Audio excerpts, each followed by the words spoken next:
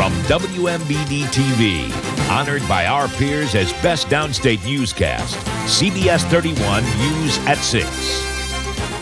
The tensions in Decatur have eased. A compromise is in the works in the case of 7 high school students expelled because of a football game fight. Good evening, everyone. I'm Amy Paul. And I'm Bob Larson. Thanks for joining us. We'll have the very latest from Decatur in a moment. But first, new developments in our exclusive investigation into the spending practices of District 150 school board members. CBS 31 News has found that not only are some board members apparently spending your tax dollars excessively, some may be breaking the law. CBS 31's Brent Lontine is here with details. Brent, breaking the law? Well, a violation of state school code, Amy, which requires board members to provide receipts and expense reports to show how they spent your tax money. According to documents we obtained under the Freedom of Information Act, in the past 2 years, well over $4,000 has been given to board members who have not provided any proof of how they spent the money. Okay, Brent, thanks for that update. Thanks, Brent. Back to the story we told you about at the top of the show. The Reverend Jesse Jackson didn't get everything he wanted in Decatur. He tried to get expulsions for 7 students reversed. But he is leaving town with a compromise that will allow those students to get an education. CBS 31's Drew Levinson is live in Decatur, and he joins us now. Drew, is Jackson's departure going to change things in Decatur?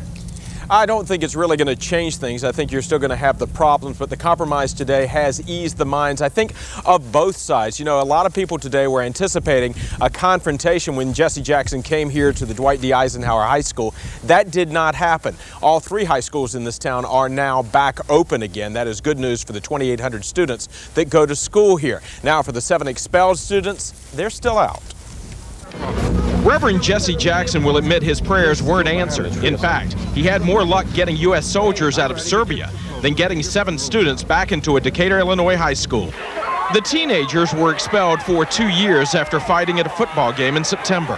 They are planning another rally this Sunday. Drew, thanks for that report. Drew Levinson live from Decatur tonight. Bob. The Bradley Braves play their season opener at Carver Arena in just about an hour. It's also the first test for arena workers to convert the new seats from the hockey configuration to basketball. It's been a big problem in recent weeks.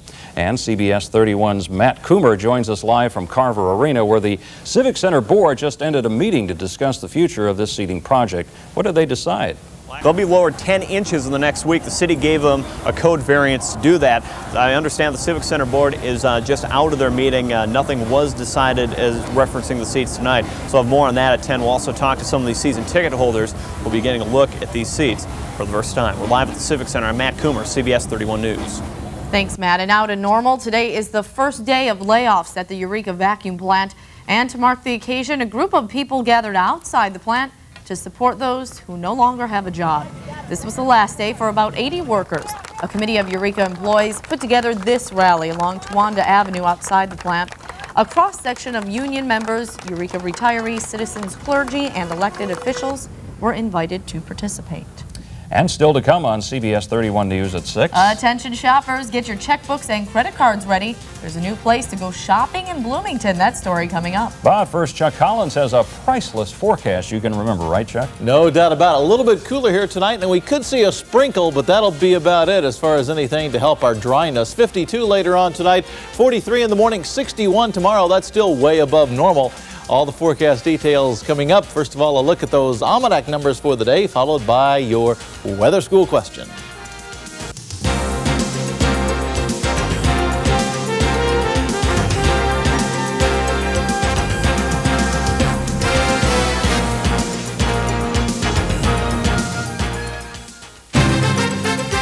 You're watching CBS 31 News at 6 with Amy Paul and Bob Larson, Chuck Collins weather, and Dave Snell sports.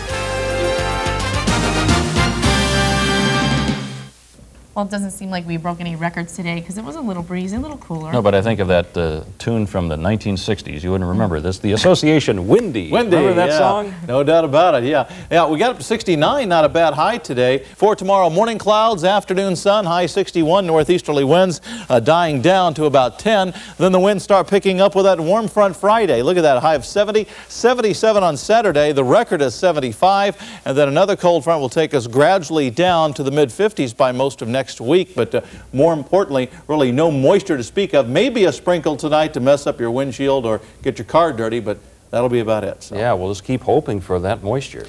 Yeah, and it's either west or east, but not in the midsection of the country. Nothing in between. Nothing in between. Thanks, Okay, Chuck. thanks. After a break, will expansion at one Central Illinois mall benefit shoppers and business owners? Find out next. And later, it certainly doesn't feel like Christmas outside, but that doesn't mean that it's not time to get ready for Christmas. We'll be right back.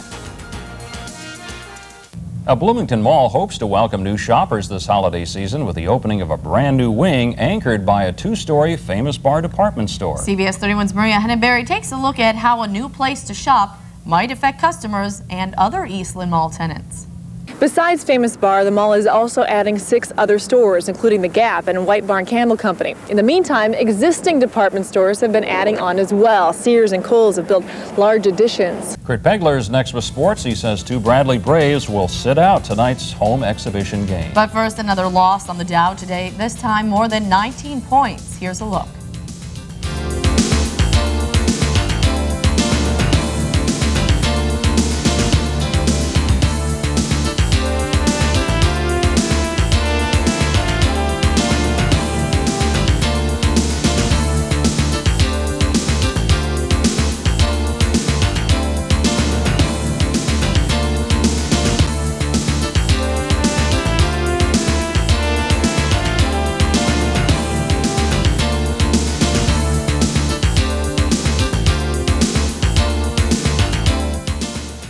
A lot of people going to the Bradley game tonight, but 2 important people that need to be there aren't going to be there. Well, they'll be there. They'll just be in street clothes. That's all. They'll be like you and I. They won't be playing tonight. The Braves will be a little bit short-handed when they have their final preseason tune-up tonight when they hit the floor against the Athletes in Action. We're ready to go. Daniels has been great. He had 159 yards rushing last week, and let's see if they can't beat Geneseo. They've had the number of the teams in the Peoria area for a couple of years. They keep beating our team, so we'll see what happens this week. Yeah, Geneseo is a good team. Very solid. Okay. Yeah. Thanks, a lot. Chuck Collins has the answer to the weather school question when we come back. Plus, they'll have the weekend weather forecast. We'll be right back.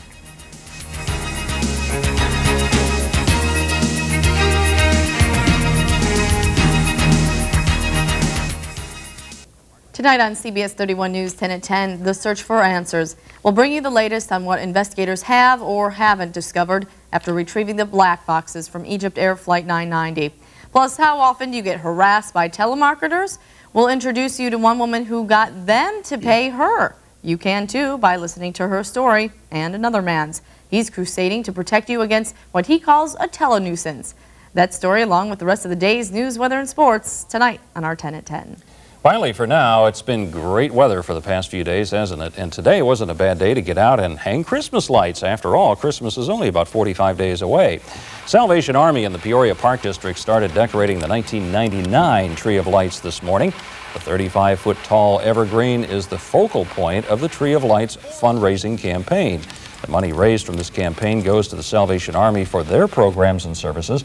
And by the way, the tree has, get this, 2,500 lights on it. Well, it probably is smart to get out now and put up the lights instead of I saw some people in my neighborhood doing it last weekend, so not a bad idea. Yeah, most people aren't doing it, though. They're still painting and staining outside. I know. Like you? It does not feel like Thanksgiving, let alone Christmas, Yeah, right? exactly. All right, weekend weather. Boy, what a great weekend for high school football playoffs. 77 on Saturday. That would be a record. 68 Sunday. And it looks like we'll carry that trend at least through the weekend and still dry. So here's your Thompson Food Basket Weather School question having to do with heat and dryness. Infrared cameras help fight forest fires by what, A, B, or C? I'll say both. I'll say C. Me too. And it's unanimous. Wow, it's a trifecta here That's tonight. right, Isn't yeah. it? Okay. All right. Okay. Well, we just hope that we can finally get some rain in Yeah, here. I don't think we will. Looks like another week at least before any substantial rain. That's going to do it for us tonight at 6. Thanks for joining us. See you back at 10. Wheel of Fortune's next. Good night. Good night.